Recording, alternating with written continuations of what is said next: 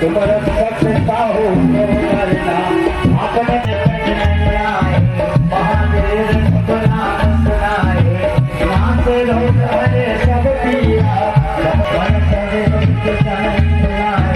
सब पर राम तपस्वी राजा सकल साजा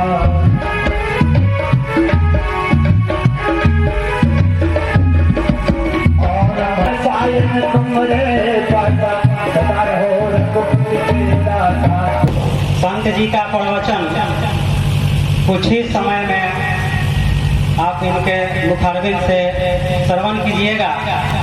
इससे पहले कि मैं संत जी का शिष्य, तो इनके आशीर्वाद से और इनकी कृपा से मैं दो शब्द आप लोगों के सामने प्रस्तुत करना चाहता हूँ। हरि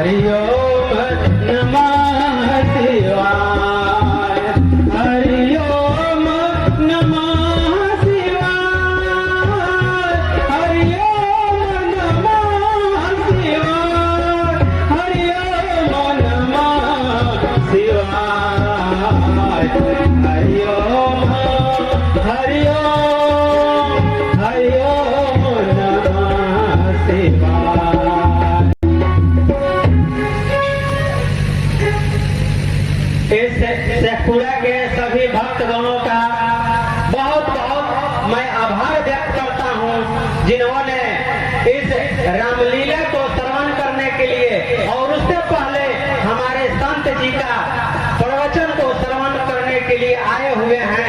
निश्चित रूप से वो भाग्यशाली हैं, सौभाग्यशाली हैं, क्योंकि जब तक ईश्वर की कृपा नहीं होती है, वो आप कोई भी हो वो ऐसी जगह पे आ ही नहीं सकते हैं। जब उनकी कृपा होती है तो आपके मन मस्तिष्क में ऐसे विचार उत्पन्न होते हैं कि अरे चला जाए यार थोड़ा सत्संग में, प्रवचन में, सुनते हैं क्या होता है वहाँ। चलिए थोड़ा रामलीला देखा जाए, रामलीला के भावों को श्रवण किया जाए कि वहाँ पे क्या हो रहा है।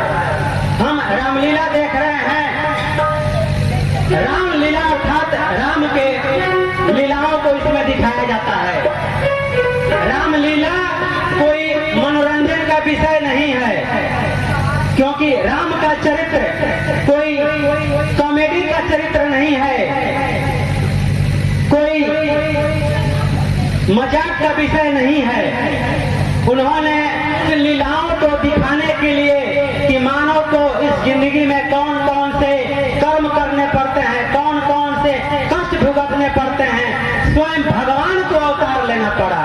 तो उनके अवतार को हम मजाकिया रूप में नहीं ले सकते हैं। आप सभी इस सत्संग में आए हुए हैं, निश्चित रूप से आप अच्छा कुछ लेकर यहाँ से जाइएगा, क्योंकि आप एक अच्छे संगत में आए हुए हैं। कुछ नहीं मिलेगा तो क्या होगा, अच्छी संगत तो मिलेगी, और जब अच्छी संगत होती है तो बिगड़ने का जो संभावना होता है वो बहुत कम होता है। आपके बच्चे जब अच्छी संगत में जाएंगे तो 99% चांस रहता है कि वो न बिगड़े। आप जब अच्छी संगत में जाएंगे तो आपके न बिगड़ने का चांस 99% होता है, क्योंकि आप अच्छी संगत में आएंगे। और जितनी देर आप प्रवचन सुनेंगे, निश्चित रूप से आपके मन में कोई कुविचार, कोई दुर्विचार नहीं आ सकता है। उतनी देर तक आप पवित्र बने रहते हैं। हम अभी कुछ समय पहले देखे कि कुंभ का मेला लगा था, काफी करोड़ों लोग, पूरे देश के लोग, विदेश से लोग भी आए थे नहाकर पवित्र होने। लेकिन उस कुंभ के मेले में नहाने से केवल हमारा शरीर पवित्र होता है, हमारा हृदय, हमारा मन पवित्र नहीं होता है। हमारे हृदय को, हमारे मन को पवित्र करने के लिए हमें सत्संग और प्रवचन का श्रवण करना पड़ता है। क्योंकि जब हम प्रवचन सुनते हैं किसी संत का, तो वो हमारे कानों के द्वारा हमारे हृदय तक पहुंचती है, और हृदय तक पहुंच के वो हमारे जीवन में एक नया जीवन उत्पन्न करता है। हम पूजा पाठ करते हैं और सोचते हैं कि भगवान की कृपा हम पे क्यों नहीं हो रही है, हम पे भगवान की दया क्यों नहीं हो रही है। आपको मैं एक बात बता देना चाहता हूँ, संत जी की कृपा से, कि यह पूरी दुनिया एक चेन सिस्टम में बंधी होती है, और उस चेन सिस्टम के हर कड़ी में भगवान के बनाए हुए गुण अवगुण कड़ी के रूप में पिरोए हुए होते हैं, और उस कड़ी के सभी गुण अवगुण बारी बारी से हमारे जीवन में सामने आते हैं। हमें भगवान की कृपा कैसे मिलेगी, हम पे भगवान की दया कैसे होगी, हम तो ये जान ही नहीं रहे हैं कि भगवान की कृपा हम पे कैसी होगी। हम क्या करें कि भगवान की कृपा हम पे हो, हम क्या करें कि ईश्वर की दया हम पे हो। आप जरा सोचिए, आप बैंक में पैसे लेने जाते हैं और बैंक कर्मचारी से कहिएगा कि आप हमको पैसे दे दीजिए, तो बैंक कर्मचारी आपको पैसे नहीं देगा। क्यों नहीं देगा? क्योंकि आपने बैंक में पैसा नहीं जमा किया है। दुनिया का नियम कहता है कि आपको जो कुछ भी चाहिए एक तरफ इन्वेस्ट कीजिए, तो वो इन्वेस्टमेंट सूद समेत आपको वापस मिलता है। बैंक में पैसे जमा कीजिए तो फिर बैंक आपको दूसरे तरफ से पैसे देगी। हमको अन्न चाहिए तो धरती माता को अन्न का दान दीजिए, दूसरे तरफ से हमको बहुत सारा अन्न मिलता है। हम जिस बारिश का पानी पाकर बहुत खुश होते हैं, धरती माता खुश होती है, उस बारिश का पानी ऐसे ही धरती माता को नहीं मिलता है। उस बारिश का पानी धरती माता कहीं ना कहीं ऊपर इन्वेस्ट करती है। कैसे? इस धरती का पानी वाष्पीकरण होकर ऊपर जाता है और बादल बन के फिर वही पानी वर्षा के रूप में आता है।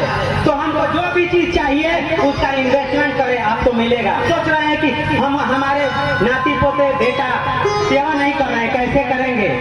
आपने यदि सेवा का इन्वेस्टमेंट नहीं किया है तो आपको सेवा नहीं मिलेगी। आप सेवा कीजिए, आपको फिर सेवा मिलेगी। आप किसी का मान सम्मान कीजिए, आपको बदले में फिर मान सम्मान मिलेगा। आपको इस दुनिया से जो चीज भी चाहिए उसका इन्वेस्टमेंट कीजिए, ये दुनिया का नियम है, फिर आपको वो वापस मिलेगा। गुरु जी का आदेश है कि इन्हीं शब्दों के साथ मैं अपनी वाणी को बयान देता हूँ। हरि ओम नमः शिवाय।